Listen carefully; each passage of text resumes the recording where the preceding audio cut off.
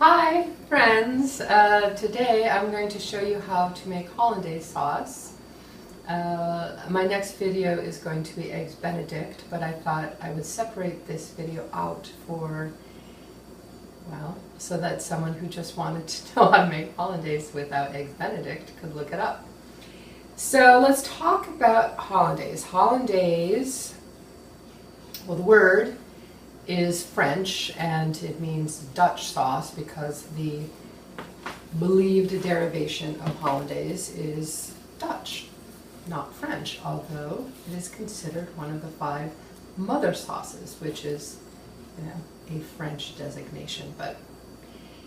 So hollandaise is an emulsion, and an emulsion means, from sort of a food science perspective, that you are taking 2 ingredients that do not normally go together and force them into each other, like vinegar and oil when you're making a vinaigrette. Those are 2 ingredients that don't normally go together and want to separate. So when you're making an emulsion, the technique part of it is very important. I'm going to show you the traditional technique, which is to cook it over a double boiler. If you look on the internet, you will find all kinds of alternate ways to make hollandaise. In a blender, in a food processor, in the microwave. That makes me shudder a little bit, but if that's your chosen method, then God bless. I'm going to show you the traditional way. So to make it, you need some pieces of equipment. You either need a double boiler, or you simply need 2 bowls that fit into each other in such a fashion that the bowl that goes inside, that gets inset into the other bowl, is just the right amount small enough that it will rest in the water without touching the water. So with the double boiler and the 2 bowls method, you don't want the water that's heating the mixture to actually touch the bottom. That's going to cook it too fast. Okay, so we're going to use a double boiler. You will need a spatula, you'll need a whisk, and that's about it for equipment. So let's start with the eggs. So let me show you, actually, let's just go over the ingredients first. They're very simple. It's egg yolk, a little bit of water, lemon, butter in fairly large quantity, and then some seasoning. And the seasoning is either salt and white pepper or salt and a little bit of cayenne. Right now I'm in this craze about sumac. I love sumac. So I have a little dish here where I blended some cayenne with sumac. So I'm going to use that to flavor them, flavor the sauce I mean. And so the ingredients are simple, and let me give you the proportions of them right now.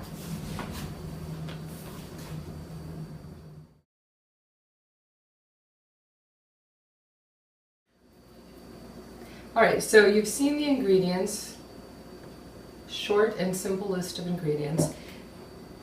Step 1 is to separate your eggs. 3 eggs, we're using the yolk. Save the whites if you would like for some other purpose.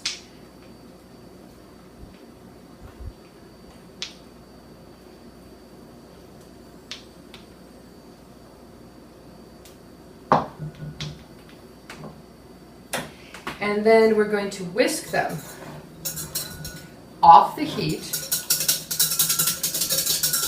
for about a minute until they start to thicken and get sort of sticky. So I'll come back after a minute of whisking rather than make you watch that, and I'll show you how they look.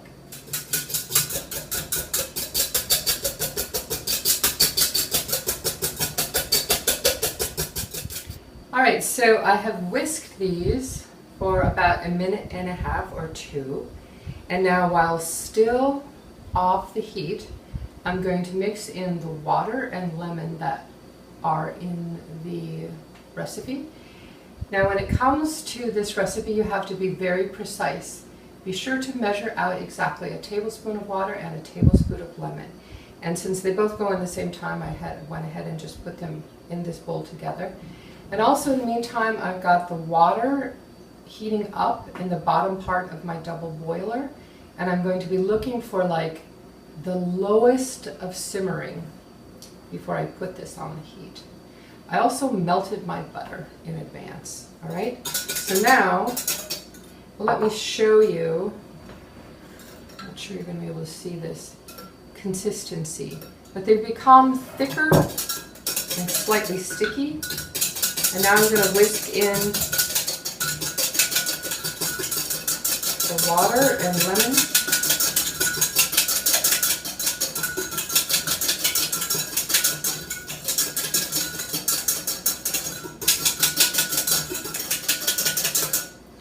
And I'll keep doing this off film, and when it's fully incorporated, I will join you again.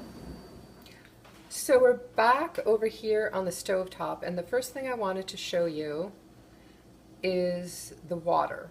And you see that it's boiling at, I would call it barely a simmer, but nevertheless I'm going to turn it down a little bit. I'm okay with those tiny little bubbles, but it shouldn't be any more active than that. And then the other thing to remember, again, I said don't let the top part of the double boiler touch the water. So what I always do is I put it on here, and then I feel the bottom to see if there's any wetness, and there's not. So now I know that I have the water at the right level. And so now I'm just going to start whisking this over the heat. And I'm going to do that for about 2 minutes until the eggs thicken, and then I'll rejoin you and show you. So here they are now, and I'll show you the eggs again when they're thickened appropriately. All right, so I wanted you to get in on the last bit of this. So I've been cooking them and whisking them for about 2 minutes. Ah, there we go. See how they're suddenly thick? You just have to be patient. At first it looks like nothing's happening, and you keep stirring and whisking over the heat until it's about the consistency of, like a mayonnaise or something. All right, and they're done. Now the thing is, we have to get them off the heat right away. Let's move this out of the way. And then you whisk in a cold tablespoon of butter. And I should be holding on to these because the stovetop is still actually hot.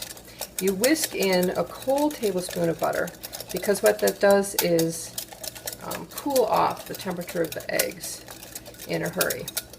Now let me tell you about a couple of troubleshooting things while we're right here. This looks great, but if this started to get thick and cloddy, and you felt like it got cloddy beyond the point of being able to resurrect it, what you can do is you would remove this mixture from the double boiler. You would start over with 1 egg, whisk it up, heat it up, and then you would add this mixture to it, and it would bind together again. All right, so from here we're going to go over to my work table where it's cool, and I'll add the butter. All right, so here I am on my normal workstation where I have the egg mixture off the heat, and I wanted to show you that I've got a bowl of ice cubes here. If you ever get it too hot where it starts, I mean, that didn't happen with this, but you would know it instantly, is you'd start to get scrambled eggs basically. If you need to cool it down in a hurry, you should have some ice handy. Then you can just put this on top of the ice and cool it down. So now, it's most handy if you have your butter in a container that has a spout, because we're going to stir with one hand and pour with the other. One of my complaints about my butter warmer, which is a piece of French copper, beautiful pot, it is technically a butter warmer and doesn't have a spout. So anyway, we are going to add this butter painstakingly slowly, whisking the whole time.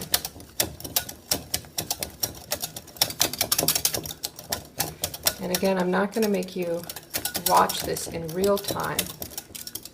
I'll come back again when it's fully incorporated, but can you see how slowly? I mean, it's basically like a dribble at a time, and I make sure that's incorporated before I add more. All right, see you in a sec. All right, so I've been whisking away, incorporating the butter, and can you see the consistency of that?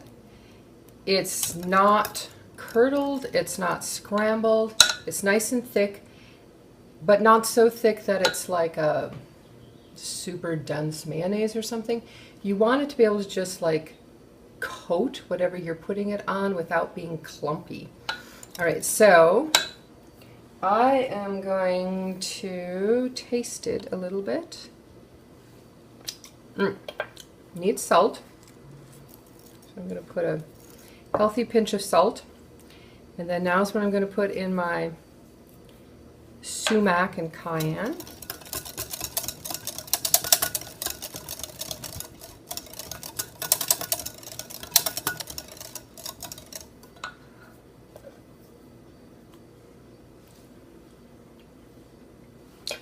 A little more salt.